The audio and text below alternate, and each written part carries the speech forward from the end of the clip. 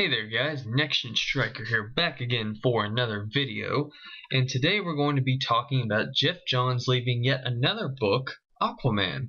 Now this is very interesting. This is recent breaking news, so I figured I'd go ahead and talk about this because this has a lot of implications. Now Geoff Johns, if you don't know, he has done a lot of work recently with DC. He's really big in DC actually. He's over a lot of the creative stuff that they do, even with video games and movies, and especially comic books. And as far as New 52, the ones he's written are Justice League, Aquaman, and Green Lantern, just to name a few. And recently he has left Green Lantern, which was one of his flagship characters because he brought back Hal Jordan.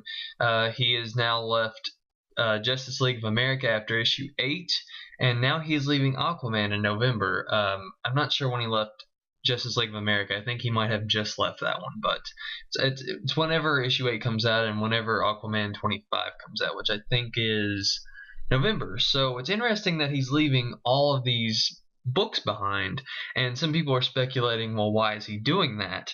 And now there is actually an article from IGN that I read, and this is the first one I read. There's several that I decided to glaze through and see what exactly was going on. But in that article, it said that there are going to be new projects that he's working on, but right now he wants to focus on Forever Evil and Justice League, which are the two really big titles that are in the New 52 right now. If you're not reading them, something really big is happening. So it's really interesting. I can understand why he would want to focus on just those two, because this is going to be a really shake-up sort of event that he's doing right now. So I think that has a lot to do with it. And before I get into why I think this is all happening, it's also interesting to note that the creators of the Flash comic, well, not the creators, but the writers of the New 52 Flash are also leaving. And I've heard that there's some other change-ups going on as well, and I think there's something about Supergirl, Superboy, and Batwoman. I'm not sure if that is new writers. I'm hoping new writers for at least Superboy, because yeah, Scott Lobdell, what can you say about that? Yeah, getting back to that, they did say that they're going to be working on new projects, and, well, really, obviously, that's what this is all about. You know, Geoff Johns and the guys from The Flash and whoever else, they're going to be working on something big. Now, why do I think this? Why is it not just some random other title? Well, it's pretty simple.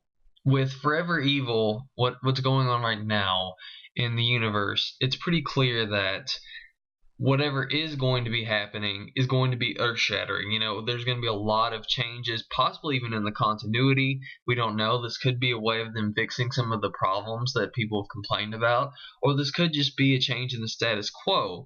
And with changes in the status quo, you can get new writers. For example, for a lot of the books that have been so-so or sucking, or people just haven't liked, they could do something different with the teams, change it up, change the continuity of those specific books, get new writers, etc., etc. And that's what I'm hoping that they do, because I'm really hoping that books like Superman and Teen Titans get new writers, because Scott Lobdell is, well, he sucks. So I'm really hoping that that's what they're going to go for, because I really hope that Geoff Johns can, of course, revive those books, because Superman in general has really had a hard time in the New 52.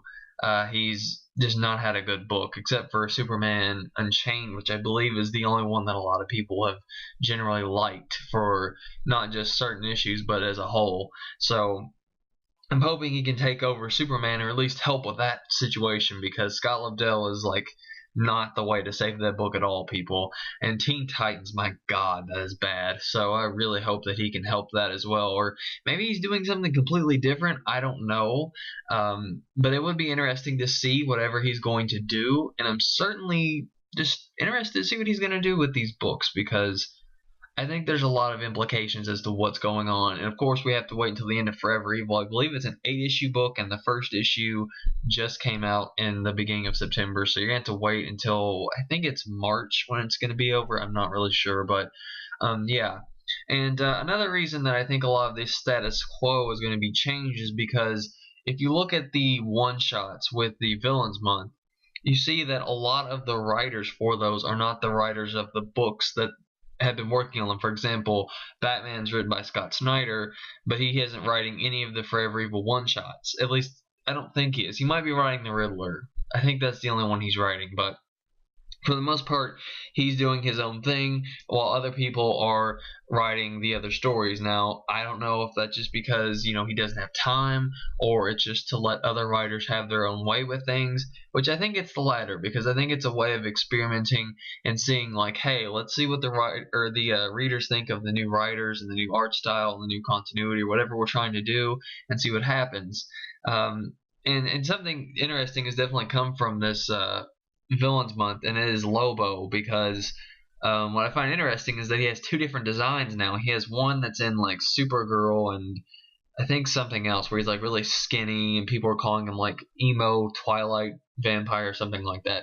And then in the Justice League, he's his traditional bulky motorcycle sort of punk guy.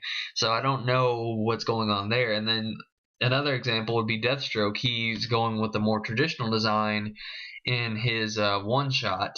So I don't know what's going on there, because in his comic book he's more armored up and more beefy, and even in Forever Evil he looks like he has been. So I'm not sure if the one shots are just to show like the origin of the villain and then to show what they're doing now, or what, because I haven't read any of them. I'm waiting until the collection comes out in December. That's what I'm going to get for Christmas. One of the things, anyway. I'm going to get that because I think that's a really good investment, and it's a lot cheaper than buying issues. I never buy issues, by the way. I rarely buy issues, so I'm very far behind on what's going on. But overall, if you buy the volumes, it's a lot cheaper, and it's just easier to collect and stuff. So yeah, overall, I did get a bit sidetracked, but I am looking forward to what Geoff Johns and these other writers are going to end up doing. And I thought it'd be an interesting sort of discussion to have with you guys, because I know a lot of you like comic books on the internet. So yeah, you guys have fun discussing that. I think Geoff Johns is a really good writer. He's actually probably my favorite comic book writer that I've kept up with, because I've read a lot of his work, and it's really good. And I do plan on reading even more of it. So I have absolute faith in him. I know that he can do well, and he always does. So yeah, we'll just see what happens from there. Tell me below what your thoughts are on his recent change-ups with not writing Aquaman and Justice League and Green Lantern. Like, what do you guys think is up with that? Is it just his way of passing the torch, or is there something a little bit more extreme to that? Now, for me personally, I think that as far as Green Lantern, that was definitely passing the torch. Justice League of America seemed a little early to me for him to pass the torch.